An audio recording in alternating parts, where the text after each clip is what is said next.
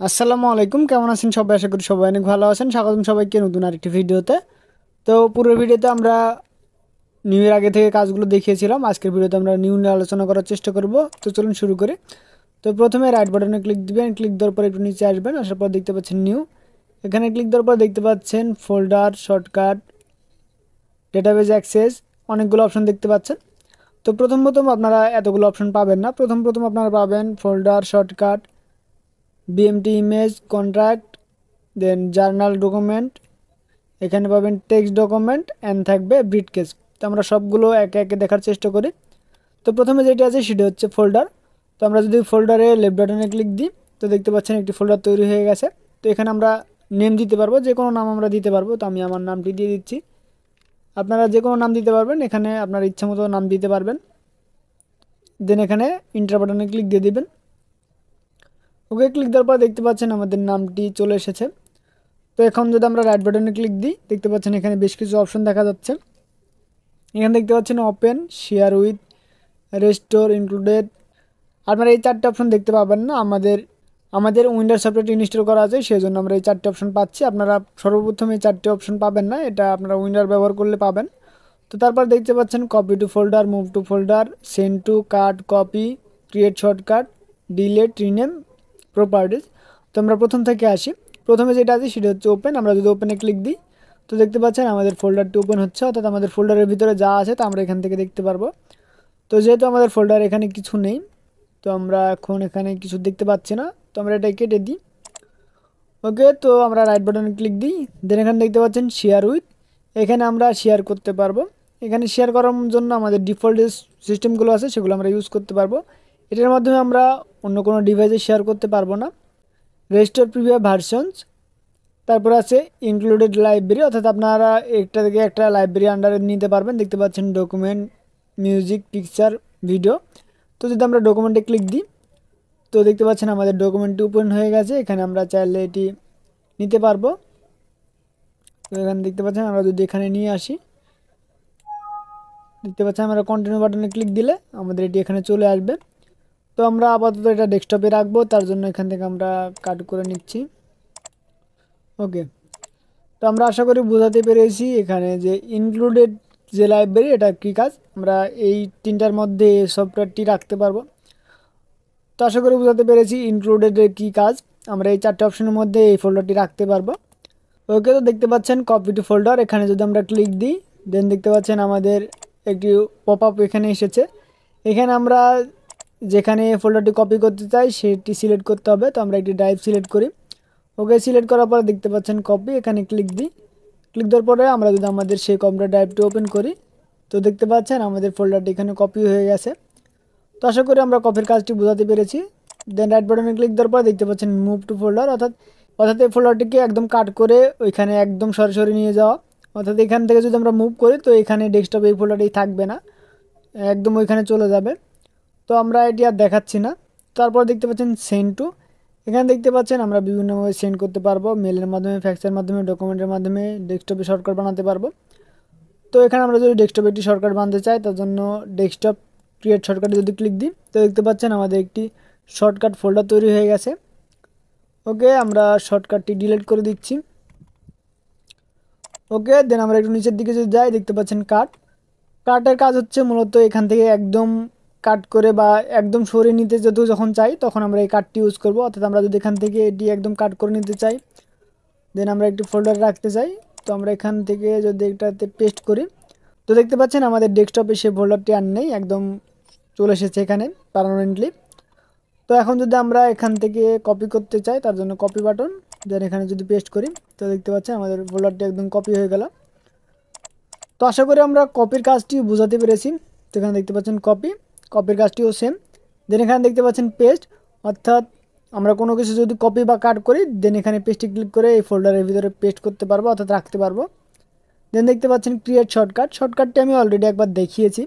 আমরা যদি ক্রিয়েট শর্টকাটে ক্লিক দিই, দেখতে পাচ্ছেন আমাদের ফোল্ডারে একটি শর্টকাট তৈরি হবে, অর্থাৎ আমরা এখানে ক্লিক দিলে আমরা ডিরেক্ট সেই ফোল্ডারে প্রবেশ করতে পারবো। ওকে, তো আমরা শর্টকাটটি ডিলিট করে দিই। ওকে, দেন রাইট বাটনে ক্লিক দিই। দেন দেখতে পাচ্ছেন এখানে একটা অপশন আছে ডিলিট, আমরা যদি এখানে ডিলিটে ক্লিক দিই, তো আমাদের এই ফোল্ডারটি ডিলিট হয়ে যাবে। তো আমরা ডিলিটটা একটু পরে দেখাচ্ছি। তো আমরা দেখতে পাচ্ছি রিনেমে যদি আমরা ক্লিক দিই দেখতে পাচ্ছেন আমাদের এই ফোল্ডারটি আমরা নতুন করে নাম দিতে পারবো। তো আমরা যদি এখানে নতুন করে নাম দিতে চাই দেখতে পাচ্ছেন আমরা নতুন করে নাম দিতে পারবো। ওকে, দেন নিচে যদি আমরা যাই দেখতে পাচ্ছেন প্রপার্টিজ, আমরা প্রপার্টিজ যদি ক্লিক দিই দেখতে পাচ্ছেন আমাদের এই ফোল্ডারের বিশদ বিবরণ এখানে দেওয়া আছে। ফোল্ডারটি কবে তৈরি করা হয়েছে, কখন তৈরি করা হয়েছে, ফোল্ডারে কতটি আইটেম আছে, কতটি ফাইল আছে, কত জায়গা নিয়ে আছে এবং কোথায় আছে লোকেশন, সকল কিছু আমরা এখানে দেখতে পারবো। এখানে আমরা সিকিউরিটি দেখতে পারবো। ওকে, তো আশা করি আমরা প্রপার্টি সম্পর্কে বুঝতে পেরেছি। ওকে, তো এখন একটা অপশন আছে সেটা হচ্ছে ডিলিট। আমরা যদি ডিলিট বাটনে ক্লিক দিই, ক্লিক দেওয়ার পর এখানে পারমিশন চাইবে, আমরা যদি ইয়েস বাটনে ক্লিক দিয়ে দিই তো আমাদের ফোল্ডারটি ডিলিট হয়ে যাবে।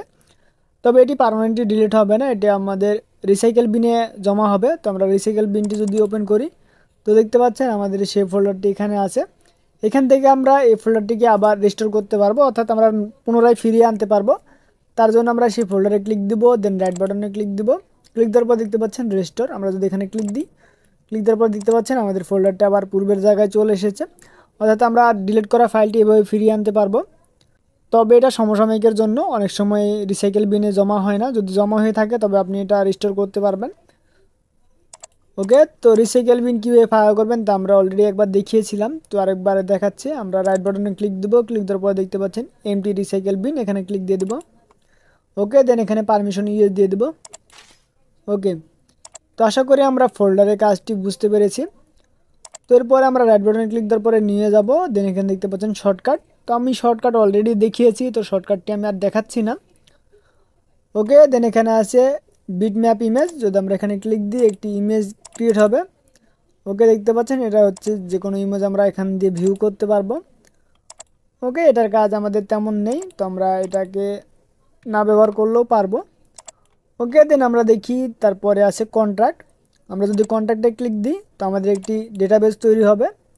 তো এখানে দেখতে পাচ্ছেন first name, middle name, last name, অর্থাৎ আপনি যার নাম্বারটি বা যার ডকুমেন্ট এখানে সেভ করতে চান তার নাম, মিডল নেম এবং লাস্ট নেম দিয়ে দিবেন। তো আমি আমার নামটি এখানে দিয়ে দিচ্ছি, অর্থাৎ ধরুন আমি আমার নামটি এখানে,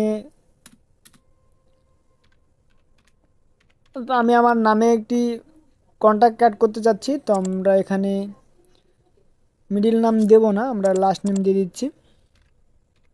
ওকে, আপনারা এখান থেকে এভাবে নাম দিতে পারবেন। এখানে দেখতে পাচ্ছেন আমাদের ফুল নেমটি, অর্থাৎ আমরা ফার্স্ট নেম, মিডল নেম এবং লাস্ট নেমে যা দেবো এখানে টোটালটি দেখতে পারবেন, এখানে ফুল নেম দেখাবে। দেন এখানে দেখতে পাচ্ছেন পার্সোনাল টাইটেল, অর্থাৎ আপনার এর সাথে সম্পর্ক কি এটা এখানে দিতে পারেন। তো আমি এখানে কিছু দিচ্ছি না, আপনারা দিয়ে দিতে পারেন।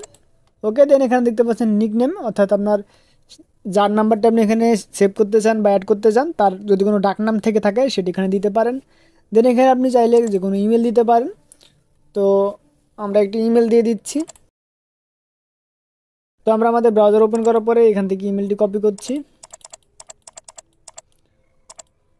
ওকে, দেন এখানে পেস্ট করে দিচ্ছি। ওকে, দেন এখানে অ্যাড বাটনে ক্লিক দিয়ে দিবেন। ক্লিক দেওয়ার পর দেখতে পাচ্ছেন আমাদের ইমেলটি এখানে অ্যাড হয়ে গেছে। দেন এখানে দেখতে পাচ্ছেন হোম, এখানে ক্লিক দিবেন। ক্লিক দেওয়ার পর এখানে দেখতে পাচ্ছেন এখানে state, city, state, postal code, registration country, phone number, fax, cell number সব এখানে অ্যাড করতে পারবেন।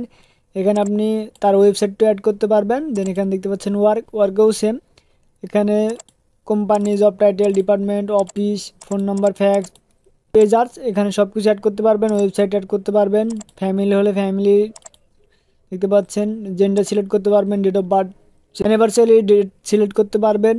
এখান থেকে পার্টনার কি সেটা দিতে পারেন। দেন এখানে আমার সিঙ্গেল থাকলে সিঙ্গেল অ্যাড করতে পারেন। এখানে দেখতে পাচ্ছেন নোট আছে, আইডিস আছে, এখানে আপনারা এগুলো অ্যাড করতে পারেন। দেন এখানে ওকে বাটনে ক্লিক দিয়ে দিবেন। ক্লিক দেওয়ার পর দেখতে পাচ্ছেন এখানে আমার নামে একটি কন্ট্যাক্ট ক্রিয়েট হয়েছে। তো আমরা যদি এখানে ওপেন করি তো দেখতে পাচ্ছেন এখানে আমার সকল ইনফরমেশন দেওয়া আছে, যেহেতু আমি আমার ওয়েবসাইট এবং ফোন নাম্বার দিইনি এবং জব টাইটেল কিছুই দিইনি, তো আপনারা এগুলো দিয়ে অ্যাড করতে পারেন। তো আশা করি আপনারা বুঝতে পেরেছেন কীভাবে এটি অ্যাড করবেন বা ক্রিয়েট করবেন।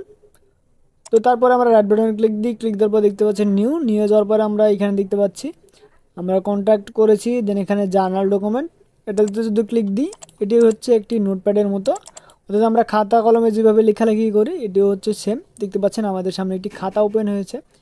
এটা হয়তো আমরা অনেকে কম বেশি দেখেছি, আমরা যখন প্রাইমারিতে ছিলাম বা বাংলা খাতা দেখেছি, বাংলা খাতার মতোই সেম টু সেম। এখানে আমরা চাইলে লেখালেখি করতে পারবো, তবে এখানে আপনি চাইলে টাইপিং করে লেখালেখি করতে পারবেন না। এখানে আপনাকে অবশ্যই মাউস দিয়ে লিখতে হবে। দেখতে পাচ্ছেন আমি যদি একটু লেখার চেষ্টা করি,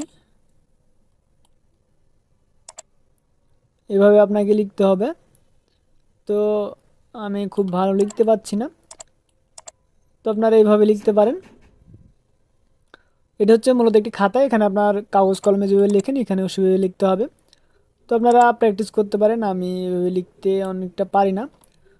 ওকে, তো আপনারা লিখবেন, লেখার পরে এখানে দেখতে পাচ্ছেন ফাইল, দেন এখান থেকে সেভ। তো আমরা এখানে ক্লিক দিলে আমার এটি সেভ হয়ে যাবে। তো আশা করি আপনারা বুঝতে পেরেছেন। তো তারপরে দেখতে পাচ্ছেন আমাদের আছে টেক্সট ডকুমেন্ট, এখানে যদি আমরা ক্লিক দিই দেখতে পাচ্ছেন একটি ডকুমেন্ট তৈরি হবে। এটাতে আমরা ডাবল ক্লিক দিয়ে ওপেন করতে পারবো, অথবা রাইট বাটনে ক্লিক দেওয়ার পরে ওপেনে ক্লিক দিয়ে ক্লিক করতে পারবো। ওকে, দেন দেখতে পাচ্ছেন এখানে একটি ডকুমেন্ট তৈরি হয়েছে। আমরা এর আগে যে জার্নাল ডকুমেন্ট দেখলাম এবং টেক্সট ডকুমেন্ট প্রায় সেম টু সেম, তবে এখানে আপনারা টাইপিং করে অ্যাড করতে পারবেন। এখানে মাউস দিয়ে লেখার কোনো অপশন নেই। তো আমরা এখানে দেখতে পাচ্ছেন টাইপিং করলে এখানে এটি অ্যাড হবে। এখানে আপনারা এইভাবে যে কোনো জিনিস ডকুমেন্ট টাইপ করতে পারবেন এবং আপনাদের ইম্পর্টেন্ট টেক্সটগুলো অ্যাড করে সেভ করে রাখতে পারবেন। ওকে, দেন এখানে দেখতে পাচ্ছেন ফাইল, দেন এখান থেকে সেভ। যদি আমরা সেভে ক্লিক দিই দেন দেখতে পাচ্ছেন সেভ। ওকে, আমরা এটা এখানে সেভ করতে পারবো, তো আপনারা সেভ করে নেবেন। ওকে, দেন আমরা যদি রাইট বাটনে ক্লিক দিই, ক্লিক দেওয়ার পর দেখতে পাচ্ছেন এখানে দেখতে পাচ্ছেন ব্রিড কেস। আমরা যদি ব্রিড কেসে ক্লিক দিই দেখতে পাচ্ছেন আমাদের ফোল্ডারের মধ্যে একটি ব্রিড কেস তৈরি হয়েছে। তো এখানে আমরা চাইলে যে কোনো নাম দিতে পারবো। এখানে নিউ ব্রিড কেস আছে, আমরা এটা রাখি, দেন ইন্টার বাটনে ক্লিক দিই। দেন আমরা যদি এটা ওপেন করি তো দেখতে পাচ্ছেন এখানে আমাদের একটি ফোল্ডার ওপেন হয়েছে। মূলত ব্রিড কেস এবং ফোল্ডার প্রায় সেম টু সেম। আমরা যেমন ব্রিড কেসে অনেক জিনিস রাখতে পারি, তেমন এখানে ফোল্ডারে আমরা অনেক জিনিস রাখতে পারবো। তো এখানে দেখতে পাচ্ছেন আমরা যে কোনো জিনিস এখান থেকে কপি করে এই ফোল্ডারে রাখতে পারবো। তো আমরা কপি করে পেস্ট করি। ওকে, দেখতে পাচ্ছেন এভাবে আমরা অনেক জিনিস এখানে রাখতে পারবো।